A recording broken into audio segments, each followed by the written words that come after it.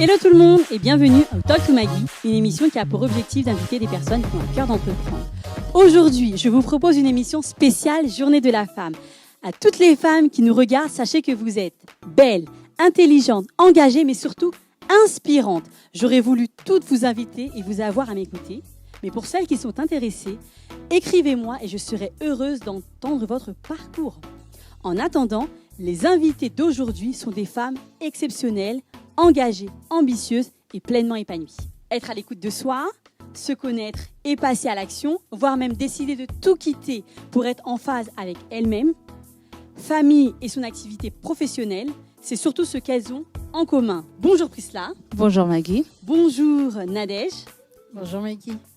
Bonjour Fendi. Bonjour Maggie. Et bonjour Estelle. Bonjour Maggie. Laissez-moi d'abord vous présenter Priscilla. Elle était responsable publicité, communication, ce qui a fait d'elle une professionnelle reconnue et convoitée par de nombreuses entreprises. Sa carrière était déjà toute tracée jusqu'à ce qu'elle se questionne sur ses priorités. Et à partir de son expérience de foi personnelle en Dieu, au service de sa communauté, elle a décidé de donner une autre direction à sa vie professionnelle en mettant en avant le côté relationnel pour aider des porteurs de projets à réaliser leurs rêves en les conseillant. Priscilla, dis-nous, tu as dû prendre une décision hyper importante. Aujourd'hui, satisfaite ou déçue ? Alors oui Maggie, aujourd'hui je peux dire que je suis satisfaite même si le chemin a été assez long. Donc moi j'ai dû à un moment donné dans ma carrière professionnelle revoir mes priorités, réorganiser mon agenda. Donc entre-temps je suis devenue mère et effectivement j'avais à cœur en fait d'être beaucoup plus présente dans mon foyer, présente pour ma fille aussi. Et j'ai dû prendre la décision en fait de tout arrêter, mais je n'ai pas arrêté tout du jour au lendemain. J'ai travaillé à ma sortie, c'est-à-dire que ça m'a pris plusieurs mois pour organiser le après. Et quand je me suis retrouvée en fait au chômage juste avec ma fille, j'avais au fond de moi cette conscience d'avoir bien fait les choses, mais étant quelqu'un d'assez ambitieuse et de travailleur, j'ai commencé un petit peu à me remettre en question, à être un peu dans le doute parce que j'avais ce besoin de toujours produire. Et c'est un peu comme ça que je me suis remise à mon compte, où j'ai accompagné les porteurs de projets, les entreprises dans la réalisation de leurs projets, de leur entreprise et dans leur stratégie. Et puis aujourd'hui, je peux dire que je suis satisfaite parce que j'ai appris en fait à réorganiser ma vie, à réorganiser mes priorités, à pouvoir équilibrer aussi mon emploi du temps et à faire passer certains sujets à un autre jour. Merci Priscilla pour toutes ces précisions autour de ton parcours qui nous montrent que en réalité, il est parfois nécessaire, bénéfique de s'arrêter pour mieux réfléchir et mieux comprendre l'orientation que l'on veut donner à sa vie. Avec plaisir. Ma prochaine invitée s'appelle Fendi. Par une douloureuse expérience qu'elle a vécue après la naissance de sa fille, en fait, tout simplement, elle a décidé de développer ses connaissances en nutrition et en naturopathie. Et une expression américaine dit souvent « Lorsque la vie te donne des citrons, fais-en une limonade ». Exactement. Et donc, dis-nous Fendi, toi, quelle a été l'expérience, en quoi plutôt cette expérience douloureuse t'a-t-elle été bénéfique ? Alors concrètement, après ma grossesse, j'avais vraiment perdu beaucoup de poids. Donc j'ai pu bénéficier dans un premier temps. C'est une bonne chose, non ? Oui, mais quand on en perd trop, voilà. À tel point en fait que mes proches pensaient que j'avais attrapé une maladie très grave. Et donc du coup, j'ai bénéficié d'un accompagnement avec un conseiller en nutrition et diététique. Et le fait d'avoir travaillé avec cette personne, en fait, j'ai vraiment eu une prise de conscience et travailler avec ce professionnel a réveillé en moi l'envie de me former, de reprendre mes études parce que à la base je suis prof des écoles.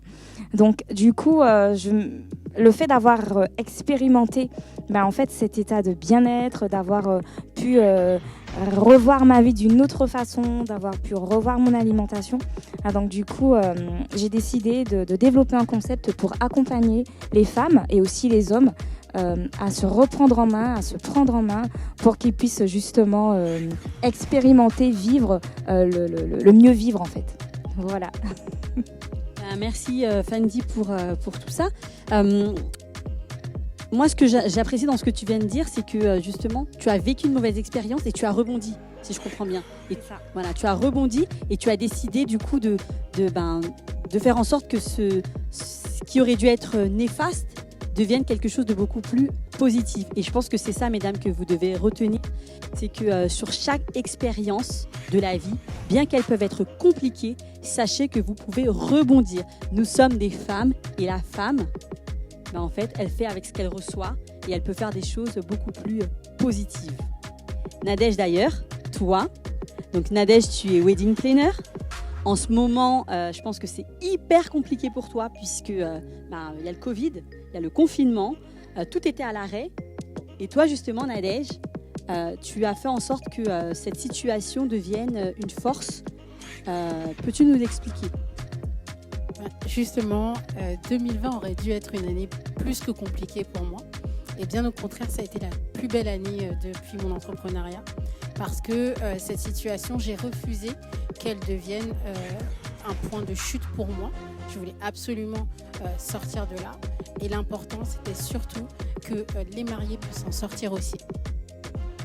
Merci Nadège pour cette force de caractère que tu as, d'avoir été résiliente durant cette période compliquée et de nous montrer que même lorsque rien ne fonctionne, on peut décider justement de se dire qu'il faut qu'on avance et que le monde de l'entrepreneuriat, il y a ses hauts et ses bas, et il faut savoir jongler avec. C'est exactement ça. Du rêve d'enfant à la réalisation, 10 ans se sont écoulés, Estelle. Pour certains, une éternité, mais pour toi, le début d'une carrière, bien plus, une vocation. Estelle, tu as 27 ans et tu es médecin généraliste. On présume que cela n'a pas toujours été facile à ton âge, sachant que tu veux t'amuser, que tu veux sortir avec tes amis. Comment as-tu fait pour rester concentré et focalisé sur ton objectif ? Alors, effectivement, les études de médecine sont des études longues et fatigantes, autant psychologiquement que physiquement. Donc moi, j'ai la chance d'avoir une famille qui est compréhensive, qui m'a toujours aidée. Voilà, on savait très bien que moi, quand j'étais à la maison, je ne sortais pas, que je restais travailler très tard la nuit, tôt le matin. Donc ma famille m'a beaucoup aidée. J'ai aussi des amis proches qui m'ont également soutenue. Et je suis aussi croyante, donc ça m'a beaucoup aidée dans mon cheminement, dans mon parcours, dans mes études. Surtout la première année, car c'est une année qui est compliquée, où les autres étudiants ne sont pas forcément bienveillants parce que c'est un concours, donc il faut pouvoir être le meilleur. Mais dans mon cercle proche, j'avais des personnes sur qui je pouvais compter. Donc c'était très important pour moi et je peux dire que ça m'a aidée jusqu'à maintenant. Merci Excel pour ce beau parcours et ce côté de persévérance que tu prouves en fait à toutes les personnes qui nous regardent, puisque comme Estelle, il y a des projets qui prennent énormément de temps, mais ce que je peux vous dire, c'est ne vous découragez pas. Ça peut prendre 8 ans, ça peut prendre 9 ans. Donnez-vous les moyens d'aller jusqu'au bout de ce que vous souhaitez réaliser, parce que je suis persuadée que toutes les femmes qui sont présentes sur le plateau ne regrettent pas du tout les choix qu'elles ont pu faire, que ce soit de reprendre ses études, comme Fendi, ou bien la position de se poser pour pouvoir mieux reprendre justement, que ce soit la décision de se poser pour pouvoir mieux réfléchir à l'orientation qu'on veut donner à sa vie, comme l'a fait Prisla, ou bien comme Nadège, qui ne s'est pas laissée abattre alors qu'elle venait juste de commencer sa société dans le wedding, en cette période de confinement, d'aller jusqu'au bout de ses rêves. Allez-y, mesdames, croyez en vous.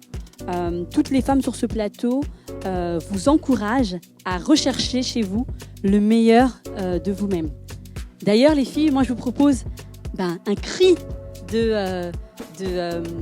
comment on peut dire ça ? Un cri de victoire. De victoire, voilà, un cri de victoire pour justement pousser toutes ces femmes à aller de l'avant. Quel serait ce cri, Fendi ? Croyez en vous, vraiment, croyez en vous, persévérez et n'abandonnez jamais. Quel serait ce cri, Nadège ? Pour moi, je dirais qu'il faut persévérer puis, comme moi, j'ai créé ma formation pour pouvoir aider d'autres personnes à rentrer pleinement dans leur activité. Donc, je vous dirais persévérer, continuez toujours et ne lâchez aucunement votre rêve. Quel serait ce cri, Estelle? Moi, je dirais tout simplement, croyez en vous, car effectivement, vous êtes capable. Et quel serait ce cri, Prisla? Alors moi, je dirais tout simplement, croyez en vos rêves, vous pouvez aller jusqu'au bout de vos rêves, n'ayez pas peur de désapprendre pour réapprendre, de recommencer ou de tout arrêter pour mieux reconstruire. Waouh! En tout cas, je pense qu'avec toutes ces belles pensées positives, vous avez là aucune excuse pour pouvoir vous décourager. À travers ces parcours de femmes, j'espère vous avoir donné envie d'avoir envie de vous lancer. Avec ou sans bébé, c'est possible. Reprendre ses études, c'est possible. Et pour ceux qui veulent faire une pause pour mieux réfléchir, c'est bénéfique. Merci les filles et à très bientôt.